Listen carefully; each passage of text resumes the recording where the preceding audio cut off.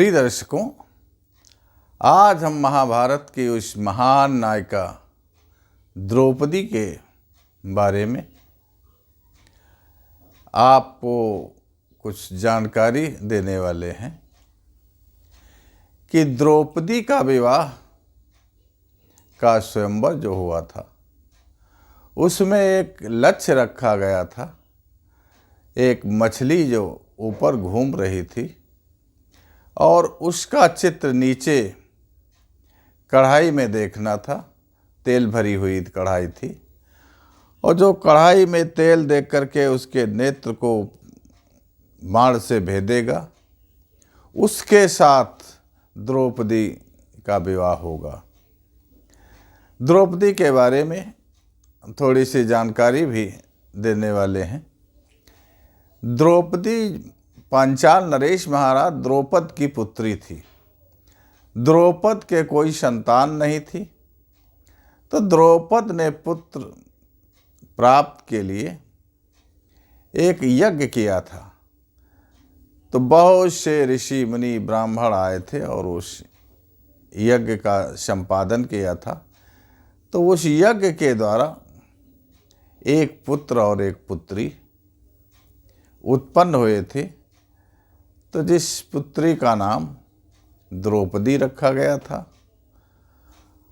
तो द्रौपदी का विवाह करने के लिए द्रौपद ने एक स्वयंवर रचा। तो सारे जो बड़े बड़े राज्य थे, हस्तिनापुर, मगध, अन्य कई बड़े बड़े राज्य थे जो वर्तमान उस समय में, तो उन सब राजघरानों को निमंत्रण दिया और सारे राजघराने वहाँ एकत्रित हुए।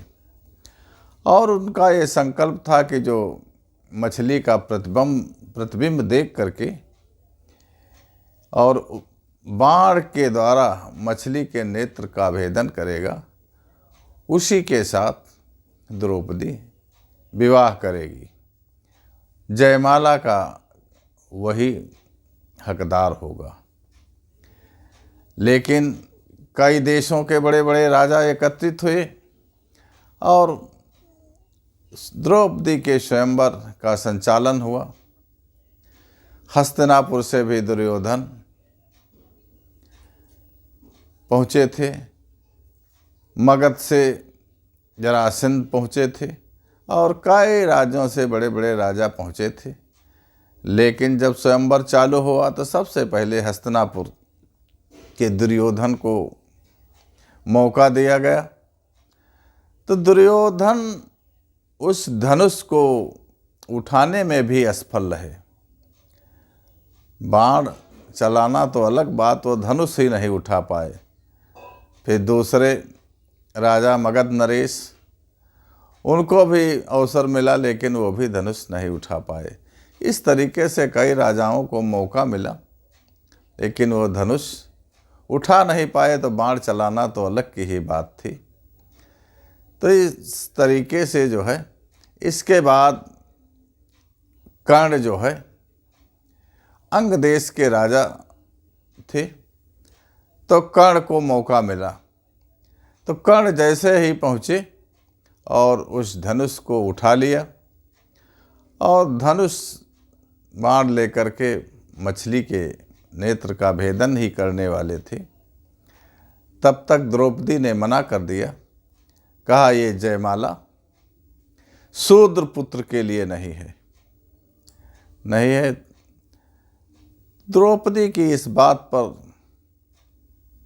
कर्ण ने धनुष बाण रख दिया।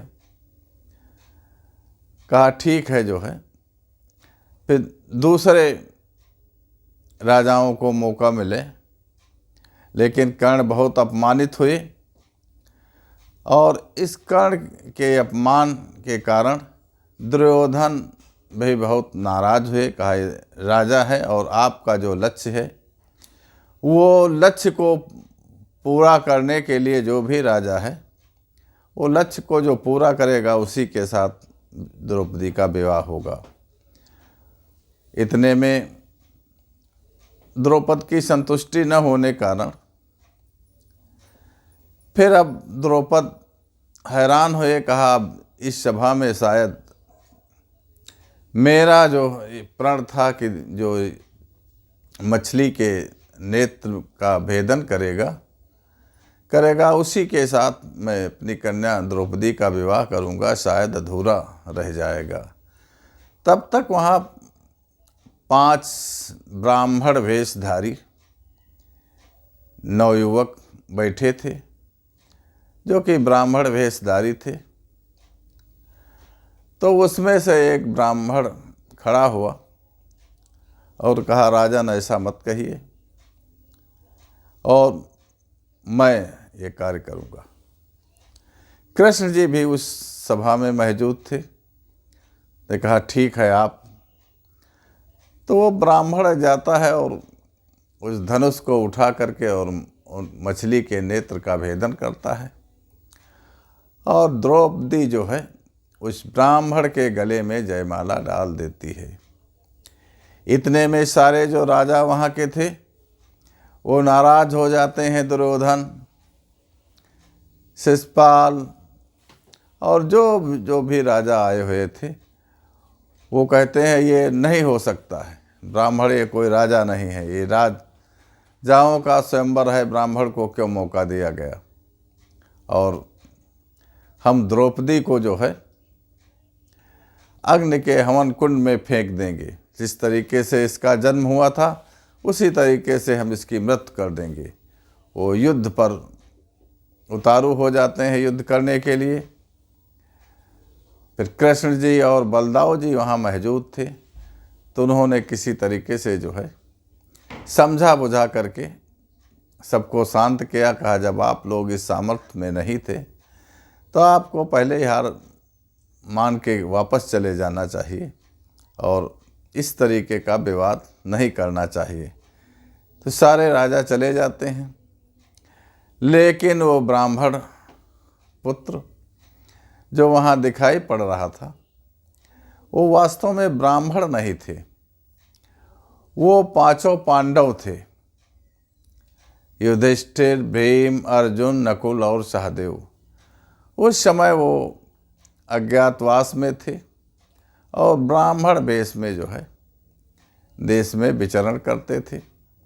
तो इसलिए वो ब्राह्मण वेश में जो है आकर के स्वयंवर में भाग लिया और विजय प्राप्त की।